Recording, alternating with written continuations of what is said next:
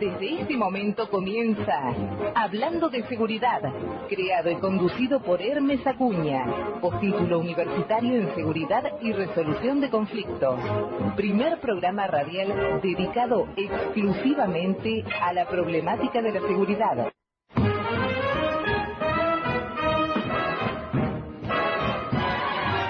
Hola, buenas tardes, soy Hermes Acuña. 23 de mayo de 2017. En el aire, desde la ciudad de Villa Lynch, partido de San Martín, provincia de Buenos Aires. En el estudio Héroes de Malvinas de FM Líder 100.9, hablando de seguridad. Primer programa radial dedicado exclusivamente a la problemática de la seguridad. Nuestro lema: no para mal de ninguno, sino para bien de todos. Saludamos a Susana de nuestra producción, quien atiende los llamados telefónicos, y al señor Pablo Martínez, nuestro operador. Nuestras vías de comunicación: 4753-5433, 4754-0507. Email: info hablando de seguridad @gmail.com. Radio online www.grupolider.com.ar. A través del portal de la radio usted puede escuchar las emisiones en vivo de la emisora durante las 24 horas del día. También estamos en Facebook. Ahí subimos los audios de cada una de nuestras emisiones, los que podrán ustedes escuchar, bajar o requerirnos algún audio en particular, y con mucho gusto se lo haremos llegar. Una vez más, ya estamos en la semana de mayo, a todo nivel, y yendo desde el más a mano, del más cotidiano, el municipal, el provincial, el nacional. Se prevén en todo el país actos relacionados con el 25 de mayo de 1810. Y hablando de seguridad, no está ajeno a esto. Les he dicho muchas veces que la educación, la cultura, está íntimamente relacionada con la seguridad. Porque los orígenes de la inseguridad, es decir, la antípoda de la seguridad, obedecen a distintos factores y es de origen multicausal, razón por la cual son muchas las disciplinas que deben abordar este complejo tema que es la seguridad / inseguridad. Y por otra parte, este programa, entre otras cosas, se caracteriza por honrar las fechas patrias, por honrar todo acontecimiento histórico que sea de connotación para nuestra vida como argentinos en nuestra República Argentina. Hoy vamos a abordar un tema desde una faceta distinta. Hoy vamos a hablar de mayo de 1810, la ley y el orden, porque en 1810 también había delincuentes, también había leyes, también había jueces, también había policías. Es decir, delito existe desde que existe el hombre y existirá mientras haya un hombre en la tierra. Para ayudarnos a entender un poco y a conocer un poco más a fondo qué pasó en mayo de 1810 en Buenos Aires, donde se constituyó la primera junta, lo que se dio a llamar y la historia conoce como la Revolución de Mayo. ¿Qué pasaba con la seguridad? ¿Cómo se controlaba? ¿Quién la manejaba? ¿Qué legislación teníamos? ¿Había instituciones? Hemos convenido, y nos acompaña en el estudio, un querido amigo de muchos años, quien ya nos ha acompañado en otras oportunidades, y me refiero al teniente coronel retirado de nuestro glorioso ejército argentino, don Horacio Enrique Morales.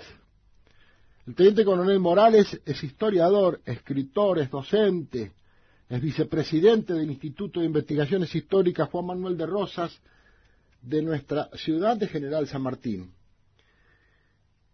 Y en rigor a la brevedad,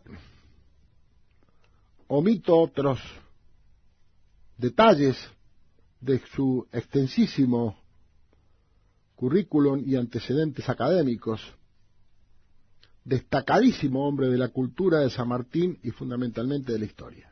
Horacio, bienvenido y muchas gracias por acompañarnos. Gracias, Hermes, por invitarme en otra oportunidad. Es cierto, ya estuve en otros programas años anteriores y por supuesto me he encontrado muy cómodo y he tratado de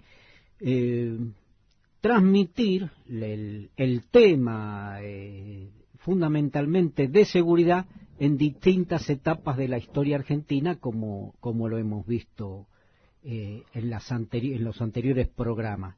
Es cierto, estamos transitando la Revolución de Mayo, la semana de mayo, el 25 a todo lo largo y ancho del país, los argentinos conmemoramos esa querida fecha patria con fervor, recordando el esfuerzo, los sacrificios que hizo la gente de su época. Si bien es cierto que lo que conmemoramos el 25 de mayo, a diferencia de 1816, en la Declaración de la Independencia, y que ahí sí estuvieron representadas todas las provincias, el movimiento revolucionario de mayo se realizó solo en Buenos Aires, claro, y por los porteños. Es un movimiento centralista de Buenos Aires. Después se transmitió la idea a las provincias, algunas adhirieron, otras no, y es por eso que se mandaron, por orden de la primera junta, las expediciones auxiliares que fueron a tratar de que adhirieran las provincias que eran rebeldes al movimiento de mayo, como Córdoba, Paraguay y otras más, pero fundamentalmente Córdoba y Paraguay. Hoy 23 de mayo de ese 1810, en esa semana de mayo, a esta misma hora que nosotros estamos transmitiendo este programa, en el Cabildo se estaba realizando el escrutinio del Cabildo Abierto del día anterior, del 22 de mayo, fundamental para poder llegar al 25 de mayo y realmente lo que se pudo realizar como la organización del primer gobierno patrio. Pero en este momento se estaba realizando en el Cabildo el conteo del sufragio del día anterior. Qué interesante, Horacio. La Revolución de Mayo obviamente trajo aparejada la necesidad de nuevos medios para paliar la inseguridad pública que había en ese entonces y que creaba zozobra. Había salteadores de caminos en las afueras, y cuando digo en las afueras, 5 o 6 cuadras de la plaza actual de Mayo, no estoy hablando de arrabales ni de suburbios, estoy hablando a 5 o 6 cuadras de la actual plaza de Mayo. Ya había asaltantes, salteadores de caminos. Algunas familias acomodadas con los años tuvieron mansiones o quintas en lo que hoy es San Isidro, Vicente López, y ese es un camino de riesgo, el camino de la costa. Exacto, sí, es cierto. Para poder entrar a la semana de mayo y tomar ese tema, tenemos que hacer un poco de historia. Y la historia comienza, en la parte seguridad, que es lo que fundamentalmente trata este programa, comienza con la fundación de Buenos Aires. Claro, en la segunda. En la segunda fundación de Buenos Aires, que fue el sábado 11 de junio de 1580, cuando Juan de Garay, que viene después de fundar Asunción, Santa Fe, llega a Buenos Aires y en lo que para él iba a ser la plaza pública, se instala ese monumento o referente de la justicia, que es el madero o rollo de justicia. El famoso rollo de justicia. Claro, característico símbolo de la hispanidad, que era lo primero que se hacía en la fundación de los pueblos. Caracterizada en infinidad de pinturas. Exacto, exacto. Cuando lo vemos a claro. Juan de Garay fundando la ciudad con su espada al pie del rollo de justicia, que realmente era donde se aplicaba en ese entonces la justicia con los que cometían algún tipo de delito, que podía ser azote o simplemente amarrarlo para vergüenza pública. Claro, para el escarnio público. Exacto. Juan de Garay, al igual que todos los colonizadores que vinieron de la península, trajeron un bagaje de disposiciones legales, administrativas, que es la herencia que nosotros recibimos de España. Entre ellas las disposiciones que para la seguridad. Si bien es cierto que todas las instituciones hispanas fueron hechas con disposiciones particulares para ser cumplidas en la península, muchas de ellas, al ser establecidas acá, tuvieron que ser adecuadas a las nuevas circunstancias. Claro, por supuesto. Lo primero que hace Juan de Garay es designar, entre otras autoridades, 2 alcaldes ordinarios, que eran los que iban a tener como misión el cuidado, la convivencia entre la nueva población, el trato entre los vecinos y la urbanización de lo que iba a ser la primera aldea de Buenos Aires. Claro, eran como delegados de policía, con poder de policía. Ese es el poder que le asignaba el colonizador. Los primeros años no hubo prácticamente inconveniente y no tuvieron mucho trabajo. La gente se dedicaba a lo suyo, a su trabajo. No hubo problemas que tuvieran que intervenir, salvo algunas cuestiones menores. Acá tenemos que hacer hincapié de que con esta segunda fundación de Buenos Aires empieza a nacer lo que es nuestro pueblo.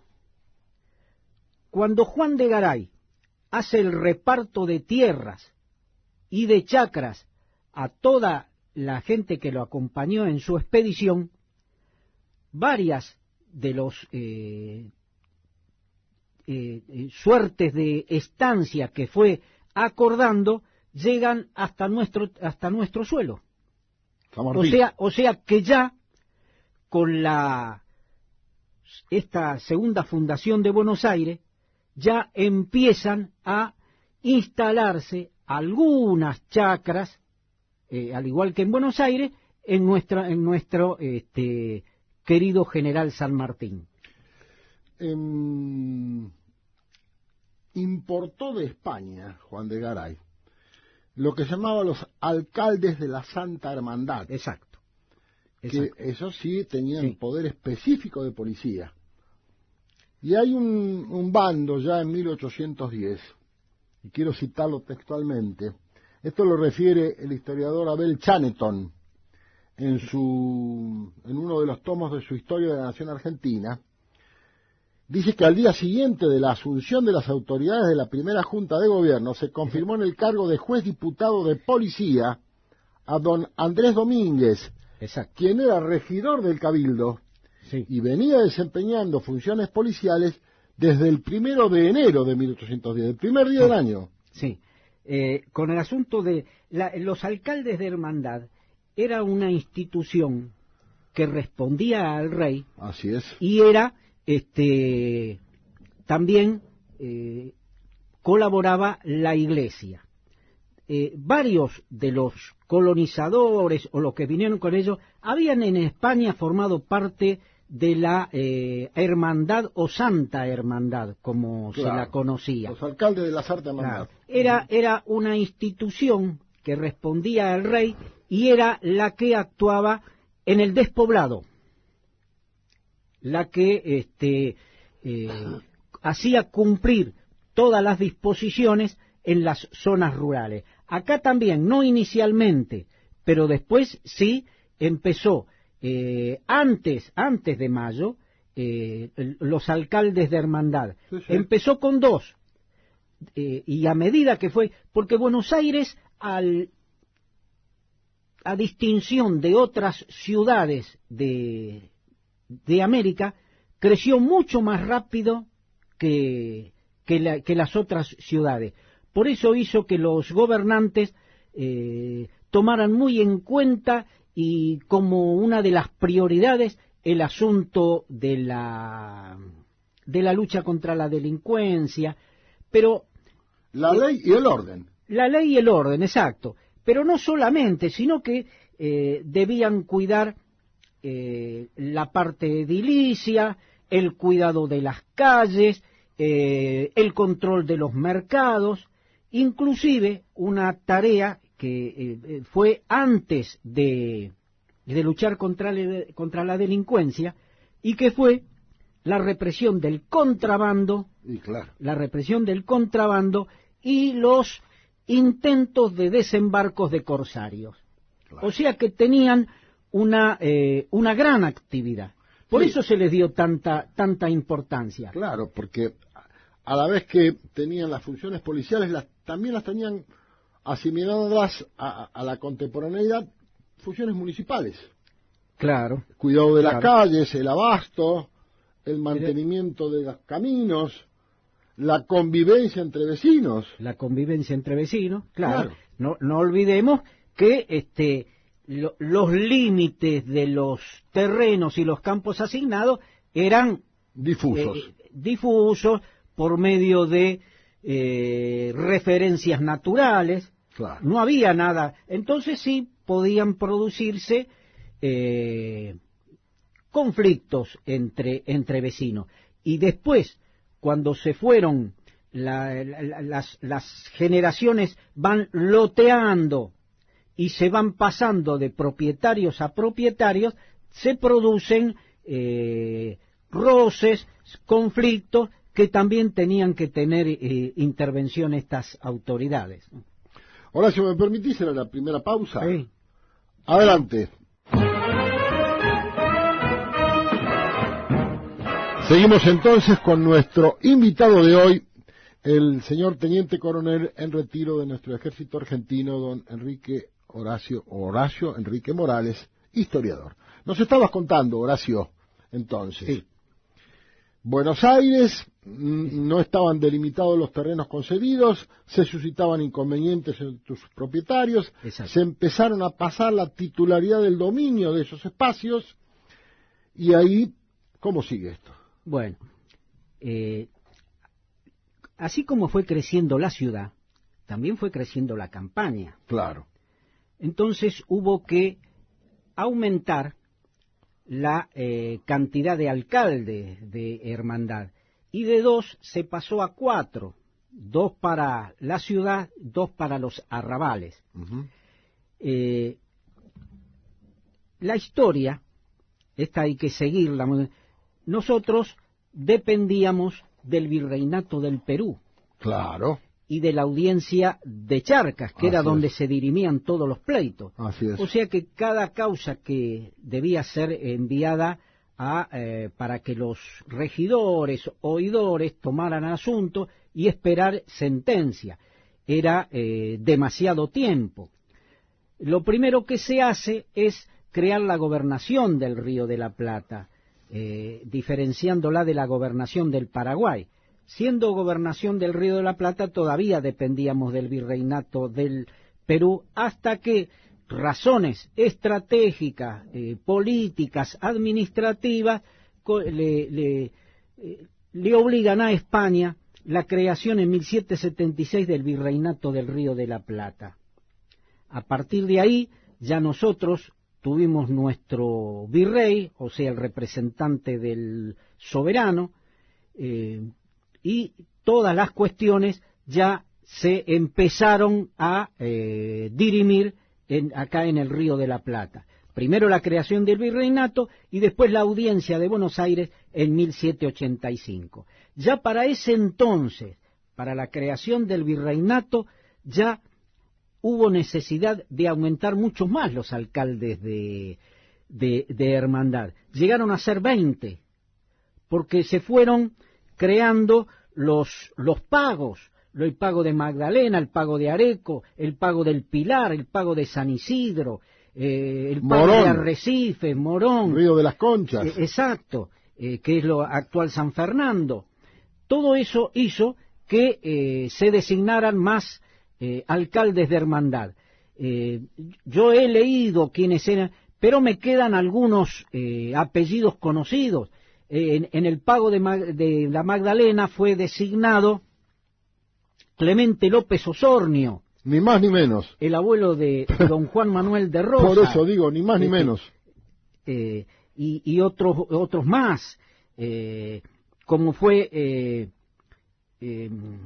Pedro Cueli, que después fue una familia tradicional en San Martín, fue alcalde de hermandad en Buenos Aires.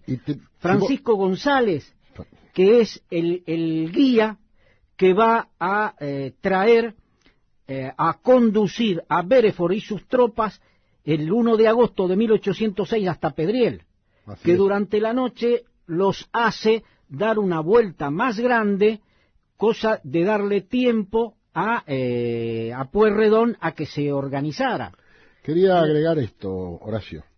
Acabas de nombrar a la familia Cueli, que es una familia patricia de San Martín. Exacto, sí. ¿Sabes que la medicina legal en la Argentina, el doctor Felipe Cueli fue el autor, fue el iniciador, y se inició en San Martín y en el viejo Hospital Thompson, el doctor Felipe Cueli, donde trabajó después el profesor Emilio H. Bonet y el profesor Osvaldo H. Raffo, nuestro maestro de medicina legal. Fíjate vos la historia de San Martín. Sí, es cierto. Por eso, cada vez que se toca algún tema de historia, siempre va a tener algún costadito, algo relacionado con nuestro pueblo. Es riquísima la historia de nuestro pueblo. Riquísima. Y Francisco González, también con el general San Martín.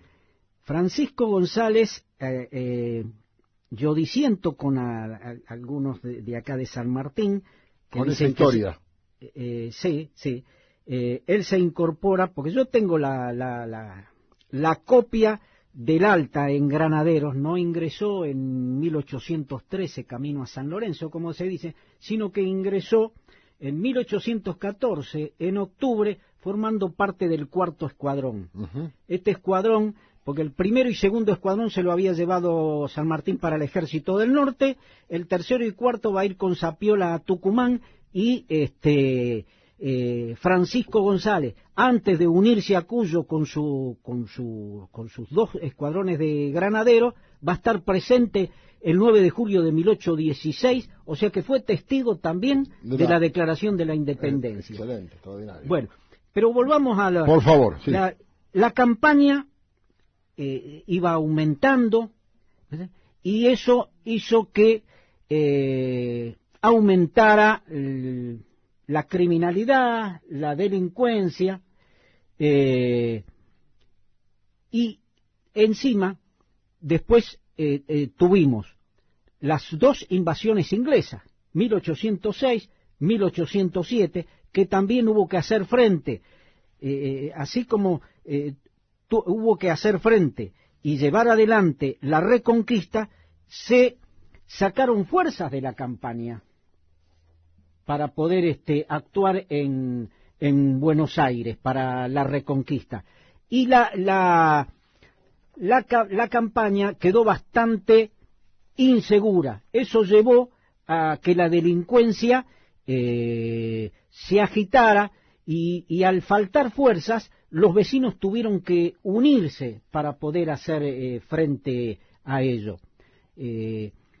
y también, tanto 1806, 1807, los años que siguieron hasta 1810, la policía, o los que tenían el poder de policía, tuvieron que, tarea extra, porque el entonces autoridad del virrey mandaba a los que tenían atribuciones de policía también como espías, claro, y tratar de ubicar a los que eran sospechosos de ser enemigos del régimen.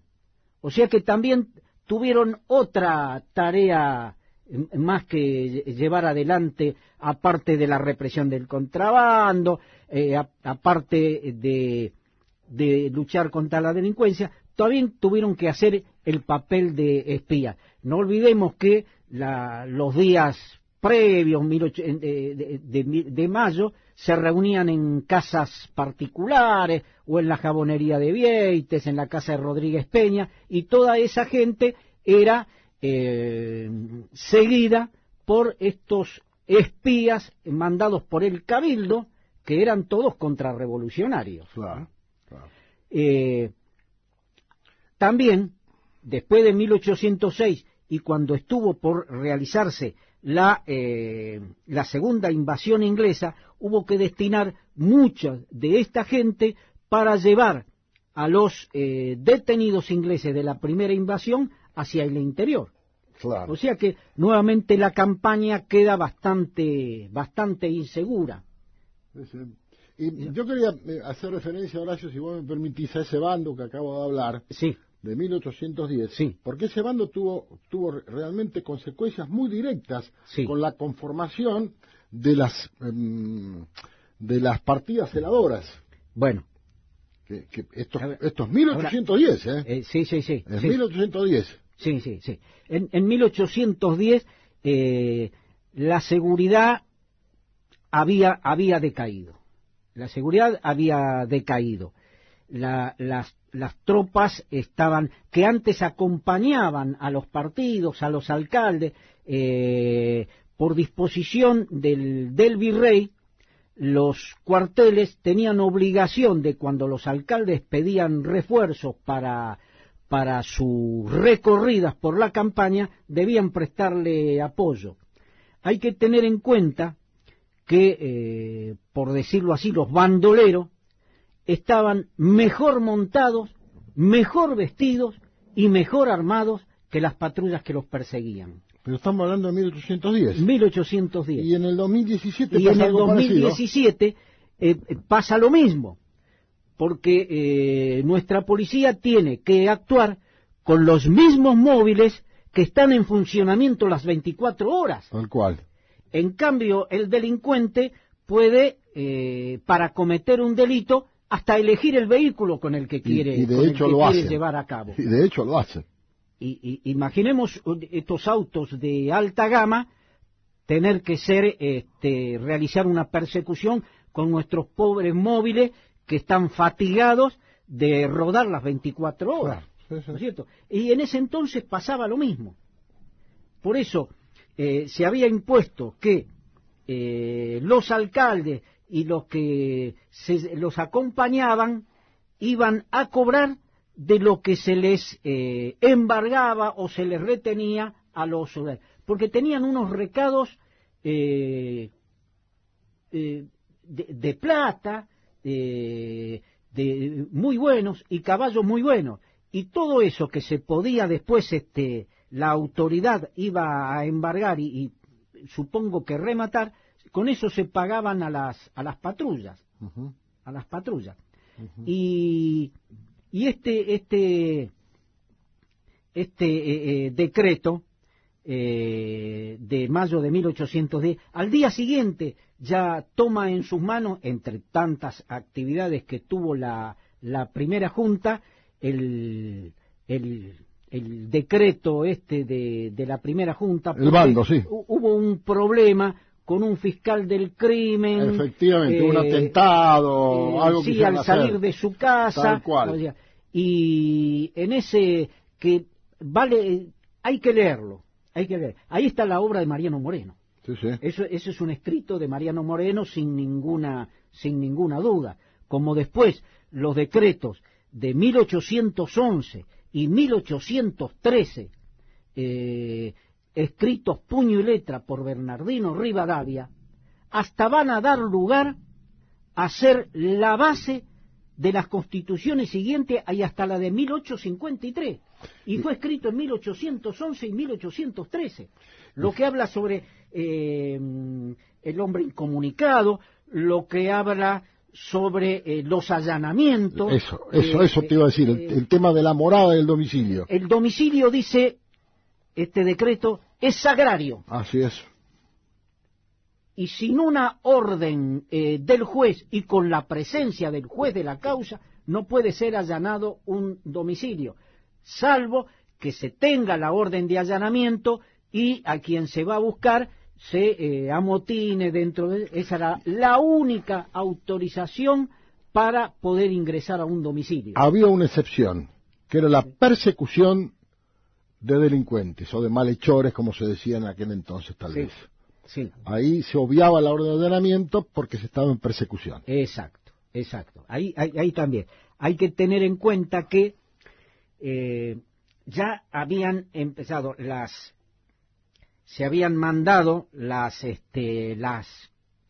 expediciones a Córdoba, al norte, a Paraguay, al mando de Belgrano, y la otra con Ortiz de Ocampo y Castelli en nombre de la Junta, y se habían retirado muchas fuerzas. Entonces había que volver a sumar efectivos para los cuerpos y para los fortines, la línea de fortines. Entonces, y ahí estuvo el coronel García. Fue la primera autoridad que manda Pedro Andrés García. La primera junta, el coronel Pedro Andrés García, para recorrer la campaña, la línea de fortines, porque ya al estar tan desguarnecida la campaña, los indígenas también habían empezado a aprovechar y cometer sus fechorías, ¿no? Si no tengo mal entendido, el coronel García tal vez fue el primero de hacer una campaña al desierto. Fue el primero. Exactamente. Sí, sin perjuicio de lo cual tenía que establecer la ley y el orden en la campaña. Con los malvivientes. Y adoptar medidas sin previa consulta de acuerdo a su criterio a medida que iban surgiendo los problemas. Claro. También hay que tener en cuenta que la gente que integraba la línea de fortines y muchas patrullas habían sido forzados, ¿no es cierto? Absolutamente. Entonces también había que luchar hasta con la misma adentro y gente afuera. que integraba las partidas. Tal cual, sí. Y después ese famoso capitán de Blandengues. ¿Quién, Alcaraz? Moldes era coronel.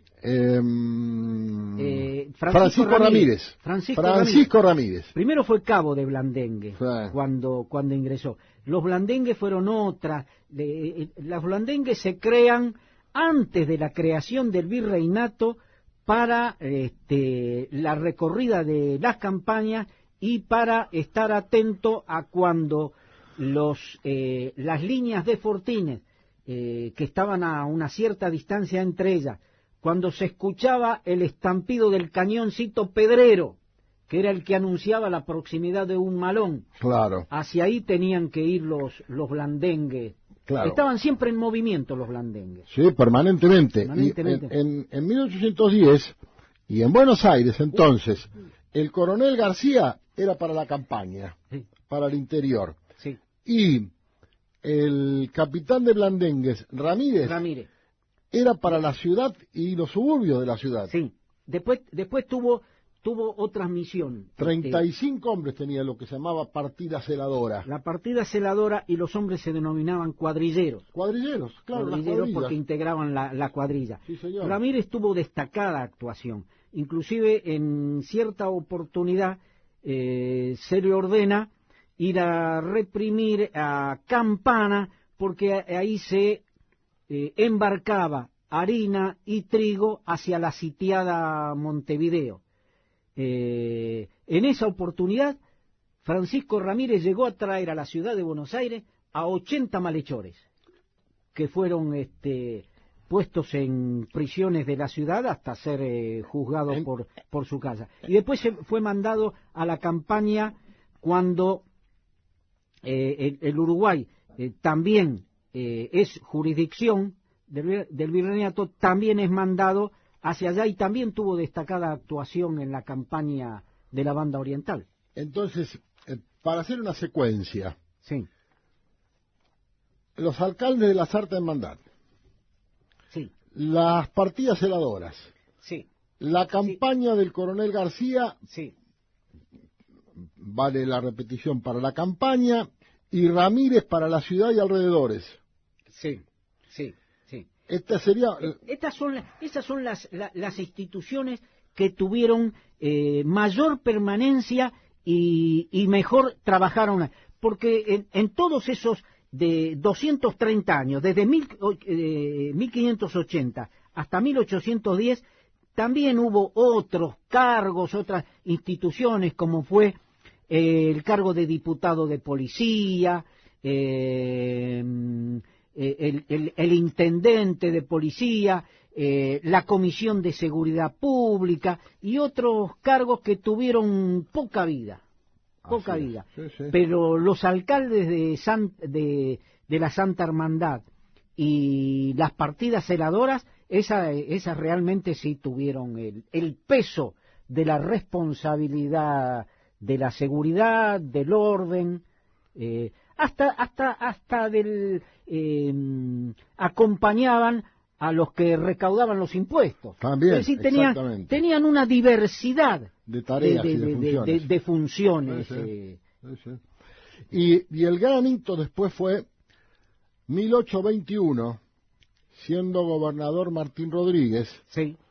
Sí. Y ministro de Gobierno, creo que era, y Relaciones Exteriores. Rivadavia. Sí.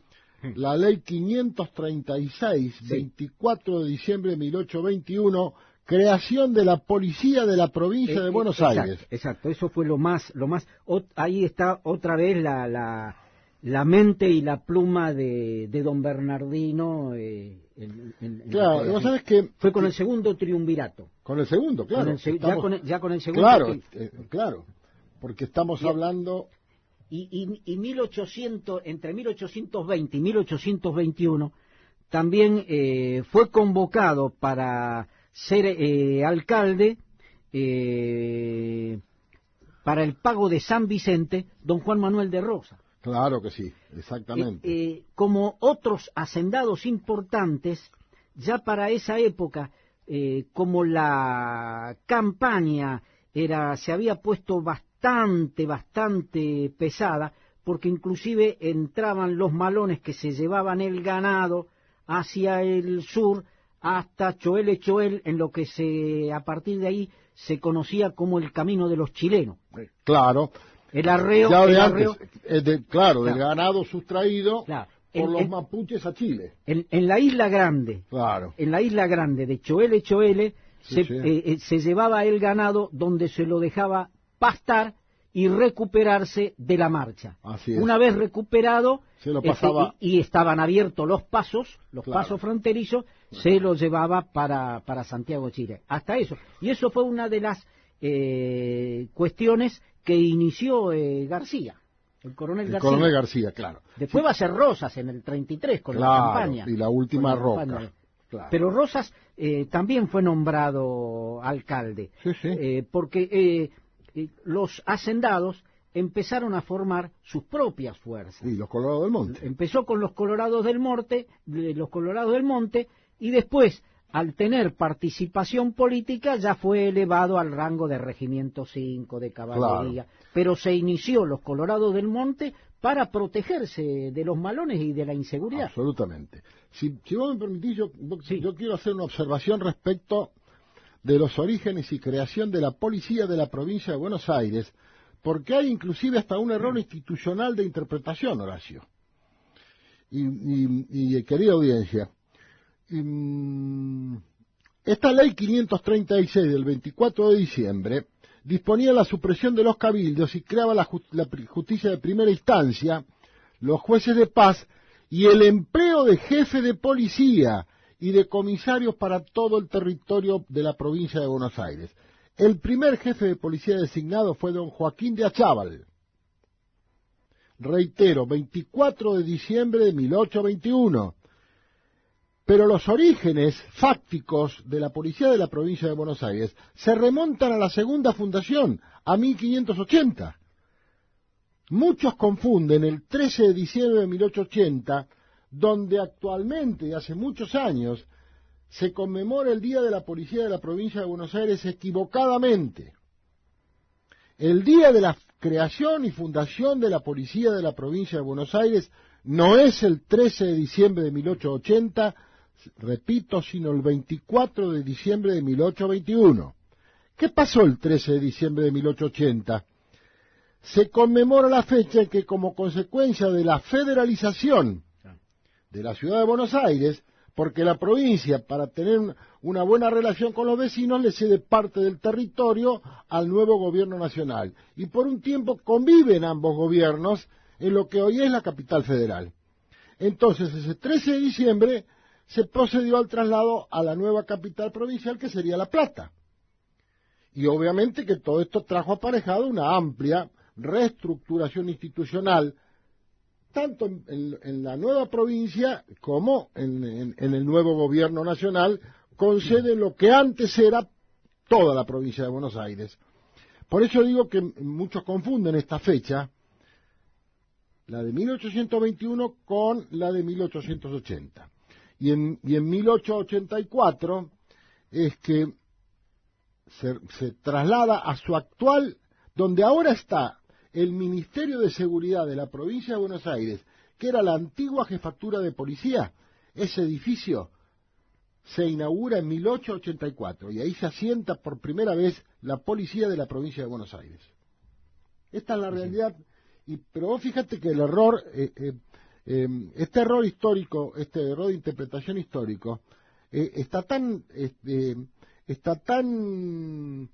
fijado, diría yo, que se conmemora erróneamente el día de nuestra institución. Claro. 13 de diciembre de 1880, y no se recuerda que el 24 de diciembre de 1821, donde por ley se crea la policía de la provincia de Buenos Aires, sí, y se nombra al primer jefe, que era don Joaquín Achával. Sí, es cierto. Y con una responsabilidad no solo de la ciudad, sino ya de toda la campaña y de las provincias vecinas. Tenía toda la responsabilidad. Absolutamente. ¿Me permitís llegar a la segunda y última pausa? Adelante, Pablito. Hablábamos con el teniente coronel Morales en la pausa, que hay cosas que a veces se arrastran por decenas de años y son errores históricos garrafales.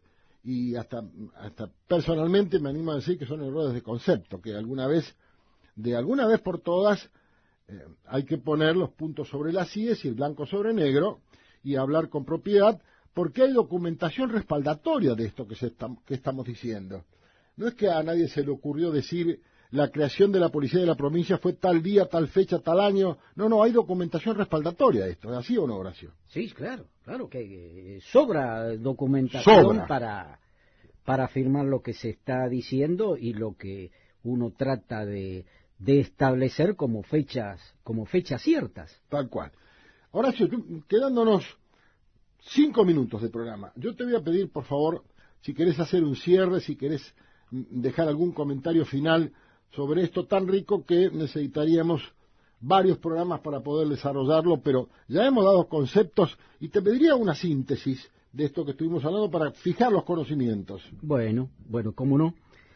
Recordar entonces cuáles fueron las instituciones primordiales que llevaron a la institución alcaldes de la Santa Hermandad, las patrullas celadoras con sus cuadrilleros y fundamentalmente esos decretos el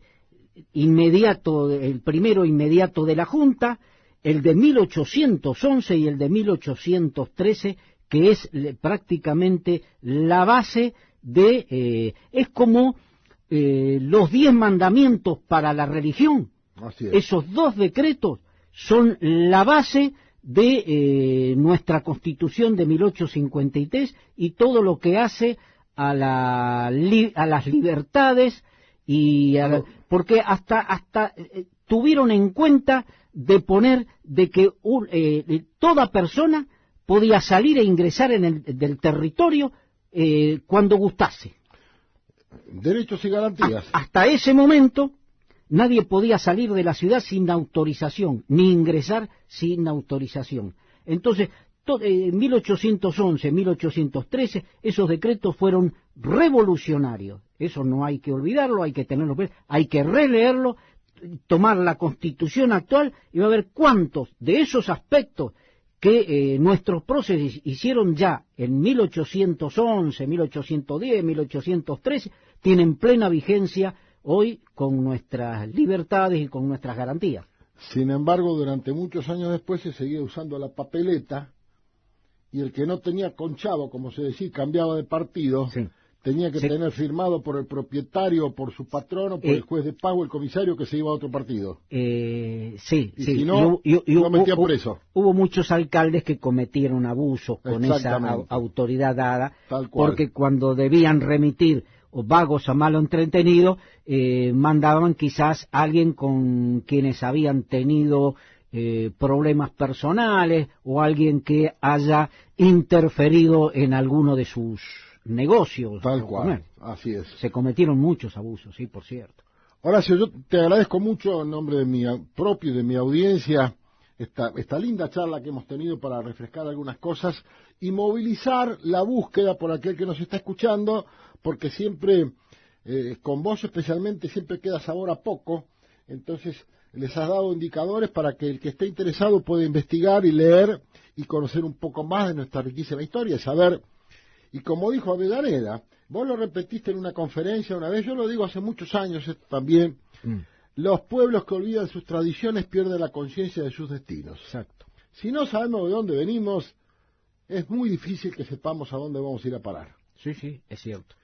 Por último, quiero decirles que, como ustedes saben, pasado mañana se festeja, se conmemora, se recuerda el primer gobierno patrio del 25 de mayo de 1810.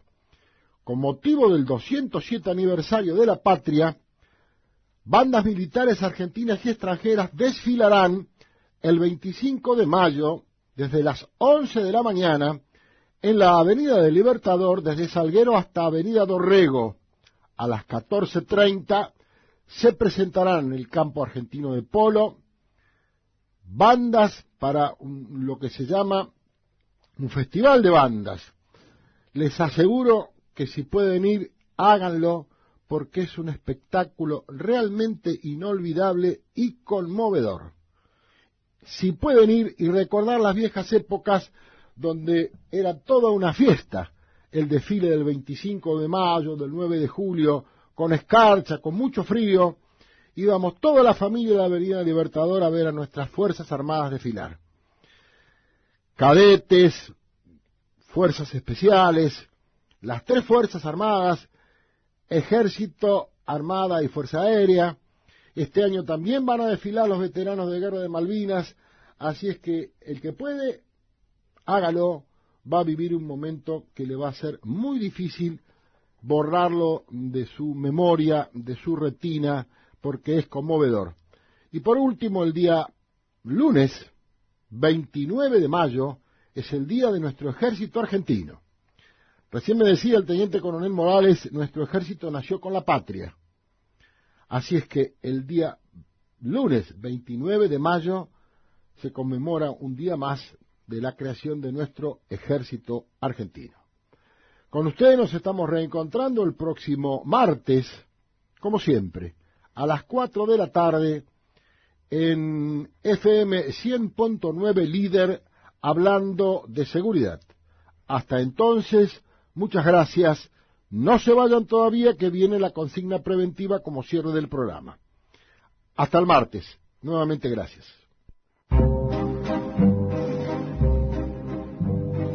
Si ve vehículos detenidos, avise para que los asistan. No se detenga.